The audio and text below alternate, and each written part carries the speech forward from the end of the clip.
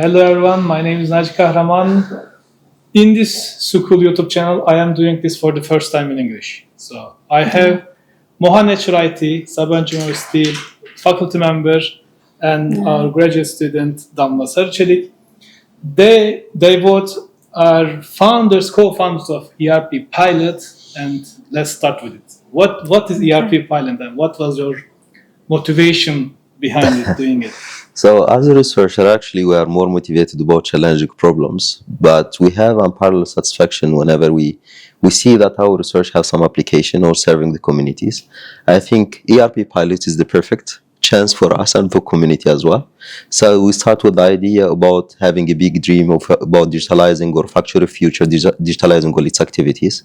And we found that it's the first step to digitalize the activity of a company is to create an ERP system. But that ERP system should be affordable. And this is what is our started point for ERP. Yeah, so actually for the first time I heard your presentation, Hocam, it looks to me like it's like a standard software development. But Okay. I believe that it is not. So what's your differentiation point?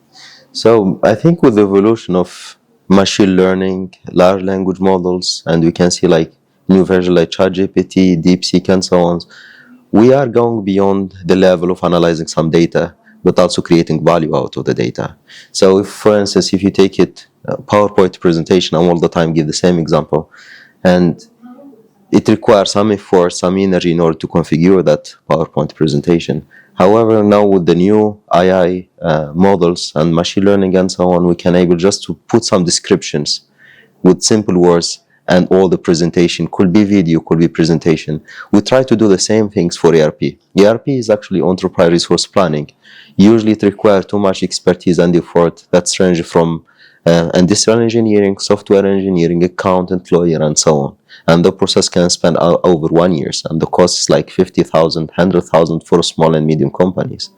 I think with creating this kind of nice and user-friendly interface, we'll be able to give the small SMEs to put their inputs, descriptions, and the system will create by itself. So this is what is the big ambition behind. Let's see. Damla, I think you are a student of Muhammad Hoca, right? Yes. So how did you guys get together? How did you meet? Actually, this is the first time that Muhammad Hocam comes to Turkey, and some professor just sent me email to do you want to be an assistant to our new professor, and I accepted. And this is the first time then we meet. And But you didn't know there is a startup. No. I just actually wanted to teaching assistant from the one course, and it is just beginning of the story. And then we will meet. And we did our research, and then we just thinking about some research project, and it goes end up with this startup project. Nice. Yeah. So you, first of all, congrats, of course. You got TÜBİTAK big 900,000 Turkish lira capital. Yes. So how was your experience? No? Who should answer? Maybe Damla or Muhammad Hoca. Maybe I can start. Who spend more time on TÜBİTAK applications? Actually, Hocam. Because Hocam just writes all the things are in English. And then I need to take look the file and translate in the Turkish, and we discussed some technical part about some LLMs, machine learning, and the artificial intelligence parts. So starting from applying TÜBİTAK to like big three in our program, starting from there to getting the TÜBİTAK's money. So how was your experience? Is it hard, long? Yeah, it is actually long way, but actually it is also not, because program is very intense and the deadlines are very close to when we prepared our project. So generally we need to be fast and organize the things to be prepared for the deadlines.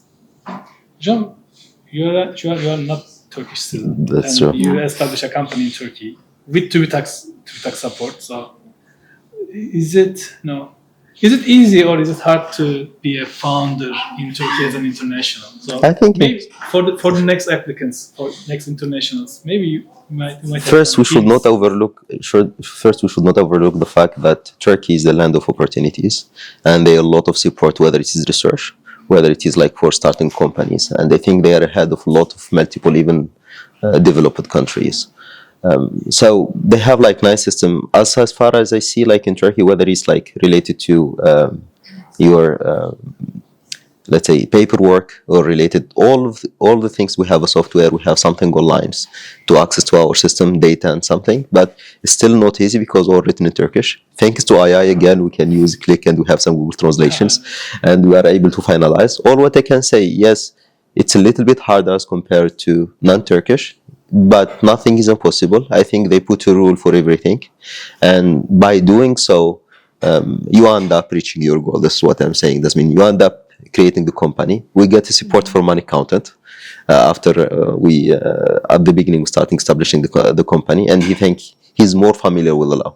And in my opinions, the fact that we are facing some challenge at the beginning, not because I don't speak Turkish, but rather because we are not familiar with the laws.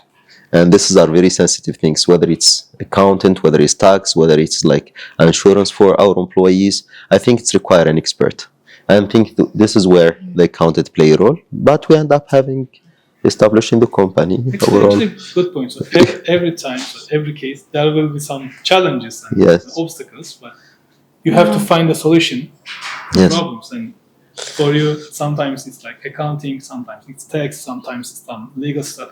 But every time, like, when you go to customers, still there will be some obstacles. So Yes.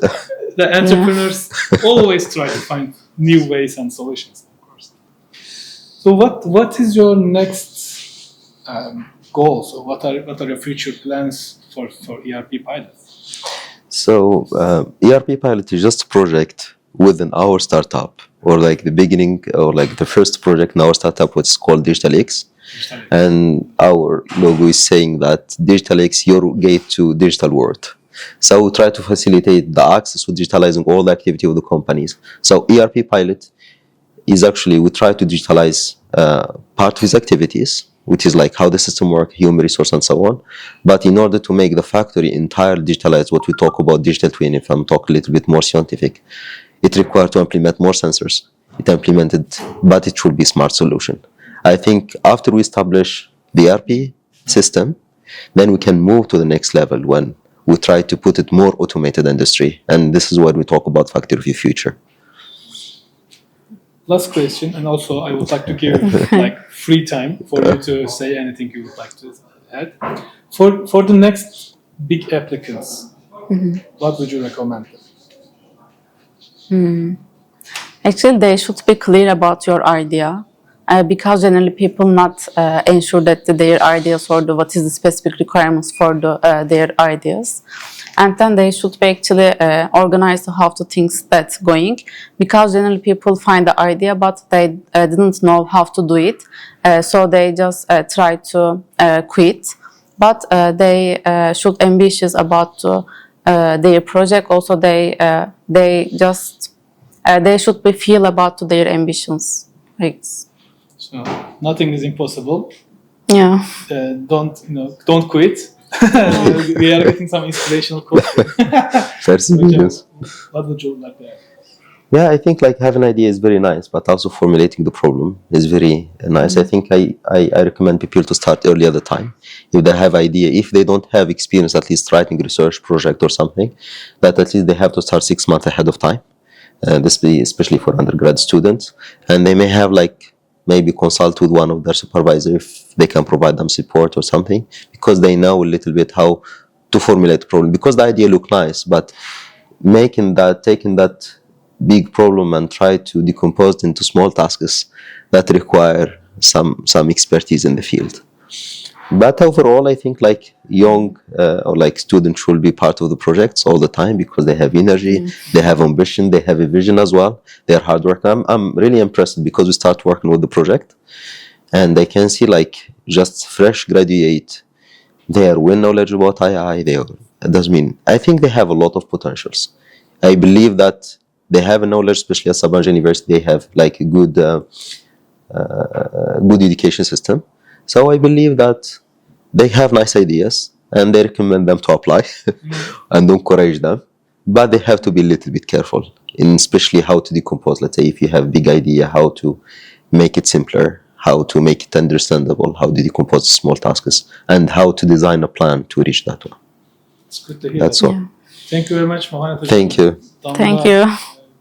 And for the viewers, I was with Mohanet Şurayti, Damla Sarıçelik, and they got TÜBİTAK big support from sucool program. Thank you very much. See you again.